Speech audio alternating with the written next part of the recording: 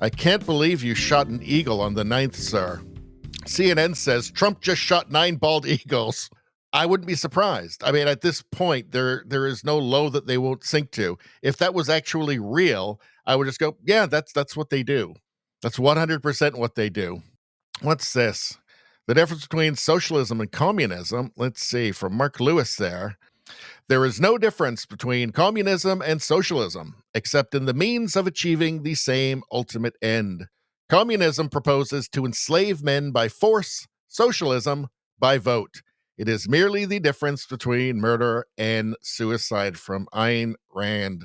Yeah, it does appear. I mean, let's not forget, Soviet Union was, union of socialist states. Socialist states. What we see when radical leftists take over is that they move towards centralization, central planning, and authoritarianism every single time. It's always the same end goal. It's because they're collectivists and they don't believe in individual rights. They don't care about the individual. That's why. That was funny. Say some more stupid shit. Communism just hasn't been done right yet. Does that work? That's making her laugh. Mark Carney is a great negotiator. She's still laughing. Let's see. Eric Carmen says accepting socialism is basically admitting you can't compete in the real world. You're saying, I'm willing to give up my liberty, my religion, my dreams, as long as the state will take care of me. Accepting socialism is accepting failure.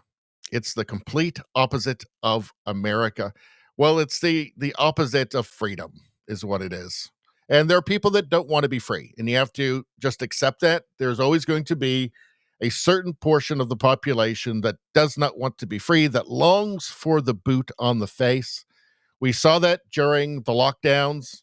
There were people in Canada. I think the majority of the population was thrilled to have their rights removed and replaced with privileges. So when the government when they did what they were told, the government patted them on the head and say, okay, you can go see a movie now. Aren't you excited? You can go for dinner now. Aren't you excited? You've been such good little boys and girls.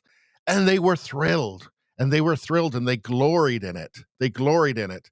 They gloried in the fact that there were people who couldn't go on a plane or a train now. And it made them feel very special. And they enjoyed it. It made them feel important, is what it did. And it turns out they preferred privileges that can be taken away at any time if they're disobedient to just rights, God-given rights. Over the last 10 years, a lot of illusions have been shattered. Have they not? Who's this posted by? This was posted by Freaky Squid 3. When self-driving vehicles become mainstream, dead old people will occasionally just show up at their destinations. What a nightmare future we have to look forward to, huh? So, elbows up. These are all those liberal voters with their elbows up. The lemmings running off the cliff. See them, they're happy there. They're falling down and they're thrilled. And these ones here, they know they're about to go off the cliff and they're still happy. This perfectly represents the liberal voter in Canada right now. Just totally heedless and clueless. And right over the cliff, and they're happy to do it. Happy to go over. Elbows up itself was such an idiotic lowest common denominator slogan for the last election. These edibles ain't... Wait, am I in the fucking Capitol? What was his name? It was the QAnon shaman. Was that it? QAnon shaman. I think that's it. An interesting guy. Totally harmless. I mean, he was trying to calm people down, and he was encouraging people to be peaceful. They still threw him in prison. Anyway, that's all I'm going to say about that. Please like, share, and subscribe. Subscribing really helps me out. I thank you for that. I will see you next time.